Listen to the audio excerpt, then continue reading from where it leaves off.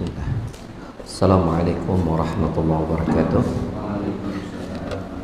Innal hamdalillah hamdan katsiran thayyiban barakan fihi kama yuhibbu rabbuna wa yardah. Asyhadu an la ilaha illallah wahdahu la syarika lah wa asyhadu anna Muhammadan abduhu wa rasuluhu la nabiyya ba'dah. Allah Ta'ala fi kitabil karim a'udzu samii'il 'alim minasyaitonir rajim.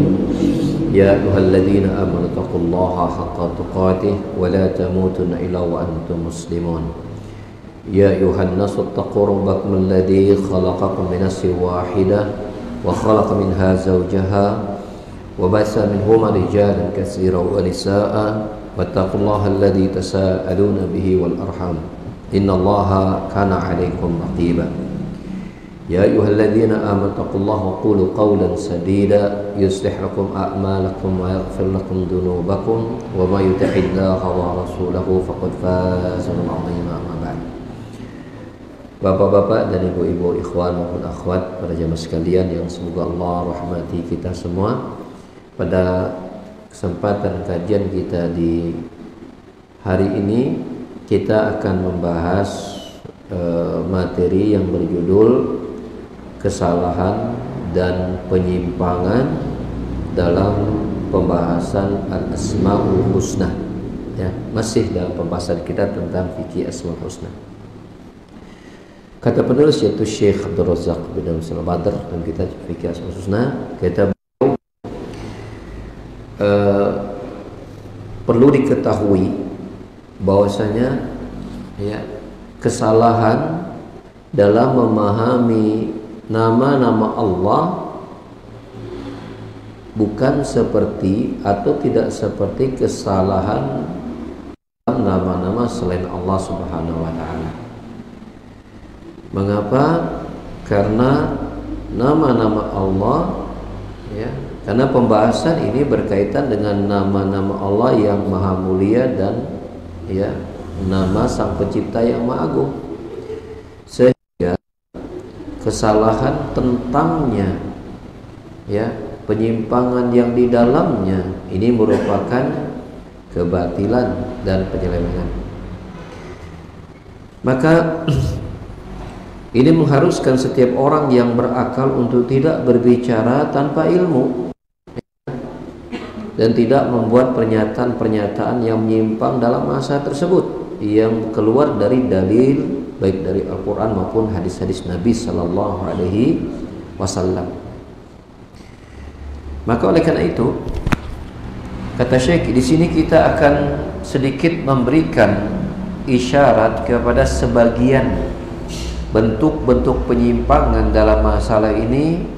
Gunanya apa? Gunanya agar setiap muslim itu selalu hati-hati dan waspada dalam beragama, terkhusus dalam, ya, meyakini atau dalam hal memahami nama-nama dan sifat Allah Subhanahu wa taala. Jadi kita membahas kekeliruan penyimpangan bukan untuk kita telan, kita kerjakan, kita contoh, bukan, tetapi agar kita bisa mewaspadai dan menghindarinya. Sebagaimana perkataan para ulama, ya, aradtu syarra lalu syarrin, ya, lakin ittiqa'a, ya, man lam ya'rifil khaira minasyarr, ya, waqa'a fi. Aku mengetahui keburukan bukan untuk melaksanakan keburukan itu, bukan, akan tetapi agar bisa apa? Berjaga-jaga, agar bisa berhati-hati sehingga tidak terjerumus ke dalam keburukan tersebut.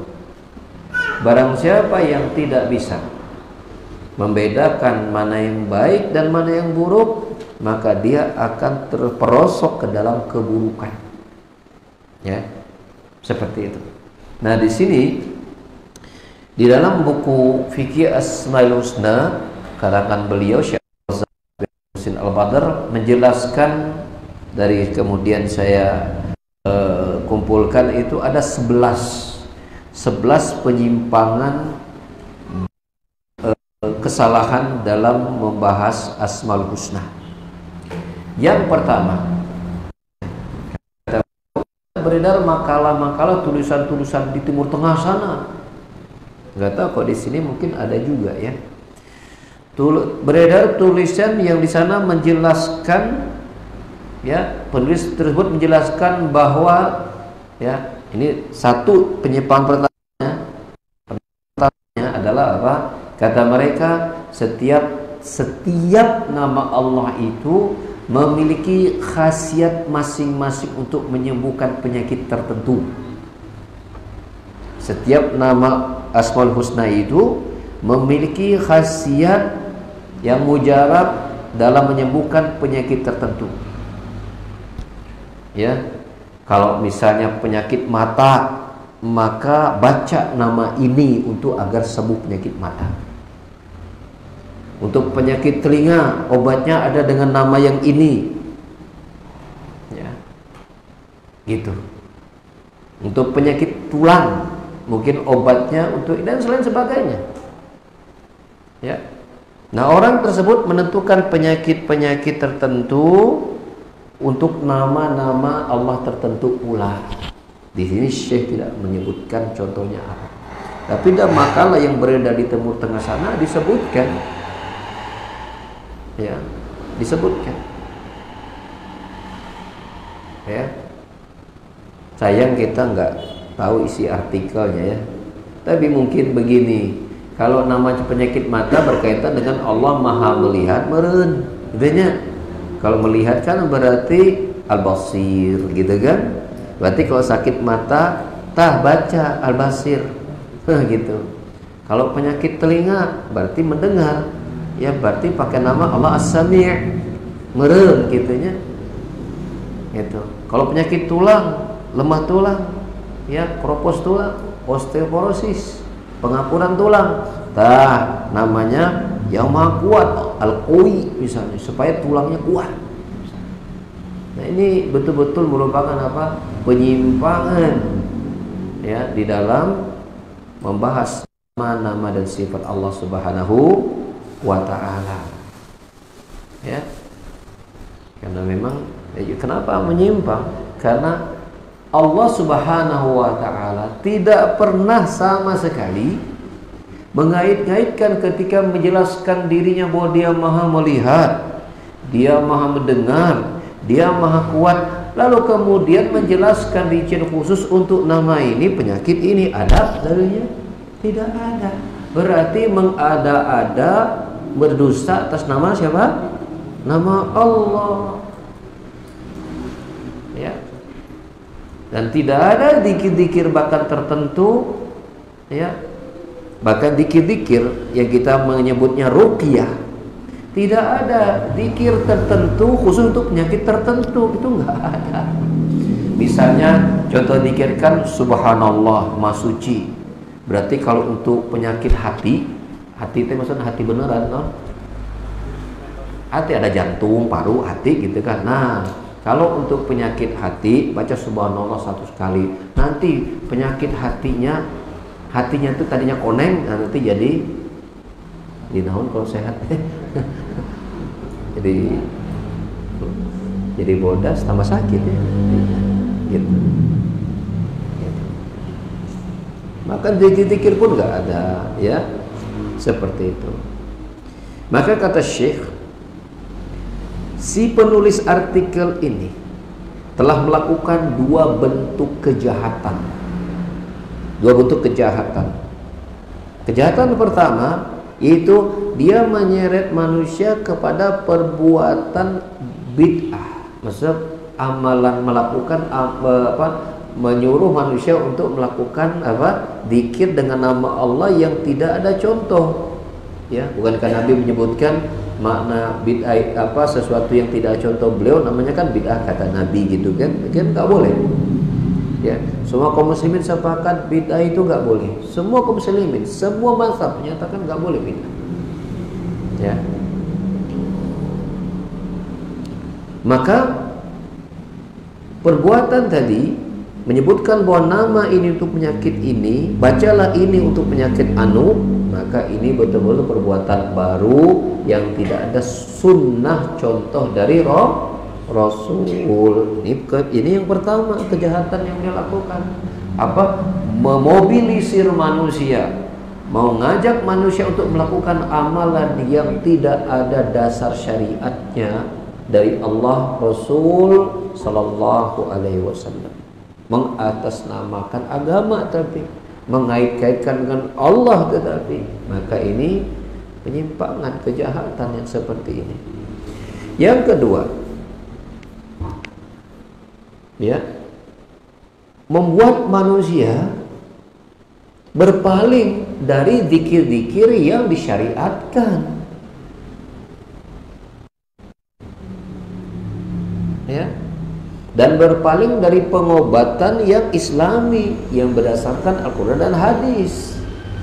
Pengobatan pakai Al-Quran hadis ada terapinya, tapi dia pakai terapi yang lain, kemudian dinukil-nukilkan ucapan Allah dalam pengobatan tersebut. Akhirnya manusia tidak berobat dengan berobat yang syar'i berdasarkan Quran dan hadis. Seperti misalnya, ya, seseorang ketika sakit misalnya boleh meruqyah diri sendiri dan tidak ada bacaan tertentu. Misal, kalaupun berdasarkan hadis, tidak ada penyebutan hadis ini, ya, dikit ini dibaca sebagai terapi untuk penyakit tertentu, nggak ada. Apa saja boleh, walaupun memang ada berapa kasus-kasus tertentu pada penyakit tertentu ada bacaan tertentunya. Kalau itu ditertentukan, tenang. Seperti misalnya ya dalam hadis sahih riwayat Muslim, ya, ada sahabat ada yang meruqyah seorang kepala kampung yang tersengat binatang berbisa, dibacakan Al-Fatihah, maka boleh untuk penyakit berbisa boleh. Tetapi para ulama kemudian mengatakan ini pun juga berlaku untuk pada penyakit fisik yang lain baca Al-Fatihah itu. Apa dalil yang menguatkan mereka? Contohnya Nabi SAW, ya, ketika beliau mendapatkan keluhan dari sang istri yaitu Aisyah radhiyallahu anha, ya, bahwa Aisyah mengatakan badannya sakit ini dan itu. Kemudian kata Nabi, tempelkan tanganmu kepada bagian badanmu yang sakit. Misalnya sakitnya sakit leher, atau sakit tangan, sakit dada misalnya, sakit perut gitu, sakit bokong misalnya. Pegang di bagian yang sakit, lalu bacakan bismillah sebanyak 3 kali, lalu diikuti dengan bacaan 7 kali dengan a'udzu bi'izzatillahi wa qudratihi min syarri ma ajidu wa hadiru 7 kali. Insyaallah mudah-mudahan sembuh. Nah itu, ya, itu bismillah dibacakan pada bagian dari Al-Fatihah. Kan sebagian ulama menyebut bagian Al-Fatihah. Tidak untuk penyakit, ya, berbisa saja, disengat karena penyakit binatang berbisa saja. Binatang yang tidak berbisa pun, ya, itu boleh, bisa membuat kita luka, dibacakan, ya, surat itu. Artinya pada kasus tertentu ini pun yang kemudian dibacakan Al-Fatihah, maka ini pun berlaku untuk semua penyakit. Akan tetapi kita tidak dapati adanya contoh dari Nabi berkaitan dengan Asmaul Husna untuk penyakit tertentu. Nggak ada. Akhirnya manusia, ya, ketika mereka mengatakan penyakit mata, baca Al-Basir sebanyak-banyaknya, akhirnya manusia tidak membaca Al-Fatihah ketika meruqyah, kan? Betul nggak? Yang ada contoh tidak dikerjakan, yang ada contoh malah dilaksanakan, ya. Maka itu dua penyimpangan kejahatan yang terjadi. Yang pertama, dia mengajak manusia untuk melanggar syariat dengan apa? Membuat amalan-amalan tanpa dasar, tanpa contoh. Yang kedua, membuat manusia meninggalkan cara meruqyah, cara, ya, mengobati penyakit dengan sesuai syariat akhirnya. Ya, secara bersamaan akan terjadi seperti itu. Ini yang pertama, ya. Penyimpangan pertama dalam nama asma wa sifat adalah menyatakan bahwasanya Setiap nama itu memiliki khasiat tertentu untuk penyakit tertentu. Paham ya? Ini penyimpangan. Ya. Penyimpangan yang kedua, yaitu menjadikan nama-nama Allah sebagai jimat. Sebagai jimat.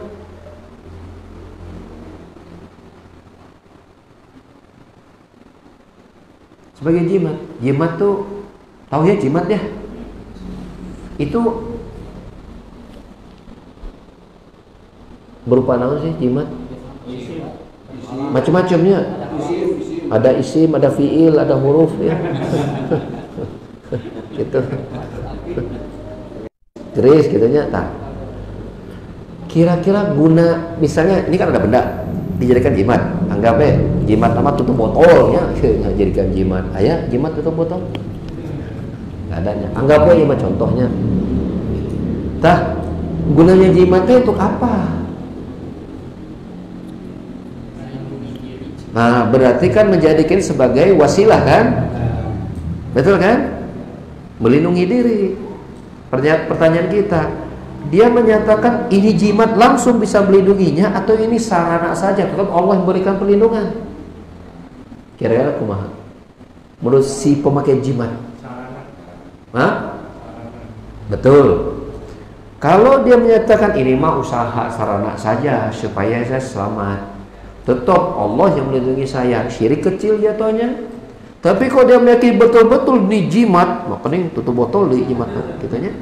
Betul-betul ini yang membuat saya bisa aman kemana-mana. Walsil kemana-mana ge ayat tutup botol aku. Masa pede, yakin si tutup botol ini yang akan melindunginya. Makanya syirik besar. Nah sekarang ada ya yang menyatakan itu untuk melindungi. Ya, dituliskan lafaz asma Allah seperti lafaz Allah itu sendiri, dibuat bulat digantung di mobil. Ayah begitu. Nah, sekarang digantung di mobil gunanya karena kunci. Itu apa coba? Nah, jimat bukan fungsinya. Jimat, tapi lafaznya lafaz Allah. Betul kan? Ini ulama beda pendapat. Ada yang menyatakan boleh, karena kan lapan Allah Pak Ustaz, bukan lapan yang nggak jelas. Ini pakai ayat kursi, gitu. Bukan gambar kursi Pak Ustaz, ayat kursi, gitu kan? Apa salahnya? Nah, gitu. Kesalahannya ini kita kaitkan dengan yang pertama, dan nggak ada contoh, dari Nabi kepada para sahabat, sahabat kepada murid-murid tabi'in, tabi'in kepada murid tabi'in untuk menjadikan jimat dengan perkara itu. Oh contoh, sok lamun aya contoh maka dia itu mana dalil? Nggak ada.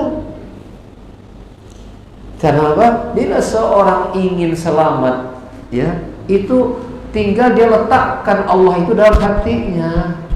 Itu yang dicontohkan. Tawakal namanya. Tawakal itu nggak ada hubungannya dengan benda yang terlihat, nggak ada. Tawakal itu langsung ke Allah.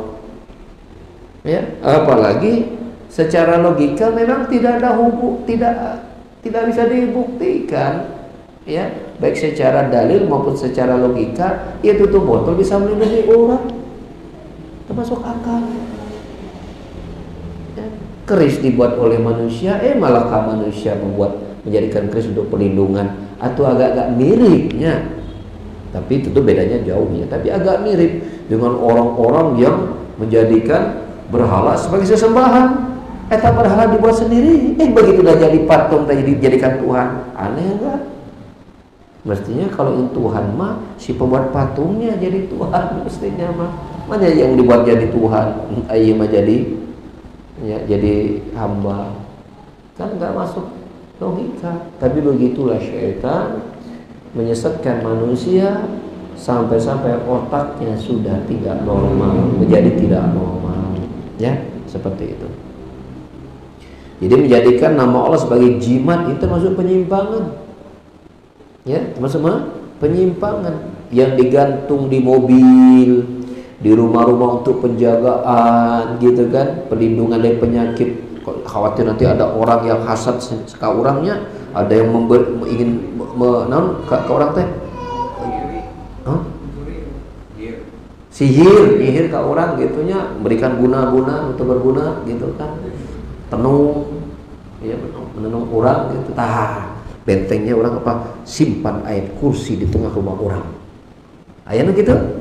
Ayat kursinya ditulis, ditempel di kursi, ditempel di tempat masuk pintu lubang angin. Ayat begitu. Itu penyimpangan. Tidak ada contoh-contoh dari Nabi, para sahabat, bahwa untuk berlindung dari sihir kemudian dituliskan lafaz Allah termasuk ayat kursi, kemudian digantungkan di luaran panto, jendela, nggak ada. Itu bener ayat geloknya, ayat kursi nama dibakar, asupkan we karena gelas diinum we, langsung asup ke tubuh orang bentengna. Gitu kan. Ayat benernya lah gitunya. Ayat bener kalau geloknya. Nah, ini termasuk apa? Termasuk penyimpangan. Jadi jangan sampai kita itu salah kaprah, salah dalam mempraktekkan Asmaul Husna, ayat kursi, ayat Allah digantungkan di mobil, disimpan di luaran pantonya gitu. Itu termasuk kekeliruan, penyimpangan. Apalagi disimpan di ruang tamu. Nah, contohnya puntennya takir. Contoh asli ya, Tapan dianggap sebagai perhiasan. Tibatan gambar kuda, ya, gambar nyemot, beli ayat kursi. Kan berarti mendudukan ayat kursi sebagai perhiasan. Itu Ustaz, iya mah dibanding itu mah beli hiasan ayat kursi. Gitu. Ini nanti itu contoh yang berikutnya lah nanti. Ini masih akan berhubungan. Ya. Kembali kepada jimat. Nanti ini dibahas pada poin berikutnya. Nanti ya. Nanti kalau ada yang berdalil, tapi kan di Arab roba Ustaz. Yang pernah ke Arab, pasti akan ketemu. Itu di Masjid Nabawi. Iya, soalnya gitu waktu di sana. Nah, nanti kita akan bahas poin berikutnya. Yang nulis ini orang Arab loh ya, ulama Arab, ulama Madinah yang nulis. nanti Bandung tahu bahwa yang ada di masjidnya belum tentu itu pendapat ulama. Ya mungkin namanya keinginan dari penguasa gitu kan, agar masjid itu ada kelihatan indah, ada kaligrafi namanya. Ada ulama itu bisa naon, ada pemberitahuan keputusan, ini instruksi impres, instruksi presiden, inraj, instruksi raja misalnya, nggak bisa naon, gitu. Walaupun mereka ingin sudah memberikan nasihat, ya tetap ya, sesuatu yang terjadi di luar kendali dan keinginan mereka. Nabi SAW mengingatkan tentang hadis, ya, berhati-hati kita dari menggantungkan jimat. Kata Nabi SAW, man ta'allaqa tamimatan fala atammallahu lahu. Barang siapa yang bergantung jimat, maka Allah tidak akan menyempurnakan keinginan dia. Tadi kan buat jimat supaya dapat perlindungan kan? Justru Allah gak akan kasih perlindungan. Mintanya katanya ingin berlindung agar Allah melindungi, justru Allah tidak akan melindungi dirinya dengan perbuatan seperti itu. Ya, ini hadis Nabi SAW, hadis Muhammad dan selainnya. Ya, jadi ya ini harus kita hindari karena justru merupakan perbuatan yang sia-sia, bahkan bisa mengandung dosa. Penyimpangan yang ketiga, ini kita akan bahas 11 penyimpangan, ya, sampai jam 11. Nanti kita sampai jam berapa? Sampai jam 11. Penyimpangannya ada berapa? Ada 11, oke, sami ya dengan jamnya. Penyimpangan yang ketiga. Nah, ini langsung kita maksisnya.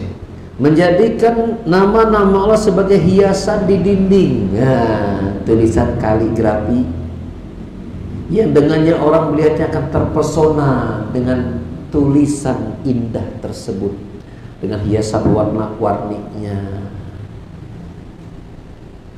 Pertanyaannya, Ngaruh nggak kepada orang yang melihatnya? Enggak. Ngaruh nggak kepada hatinya jadi mengagungkan Allah? Enggak. Dan mereka terpesona, lihat ini tulisannya indah, barang terpaham apa? Jadi nggak ada efeknya kepada pengagungan Allah dalam hati-hati mereka. Murni hanya sebagai apa? Menjadi hiasan saja. Nah, matikan. Live ini teh. Nah, matikanlah sekarang. Nah, saya mau nanya nih kepada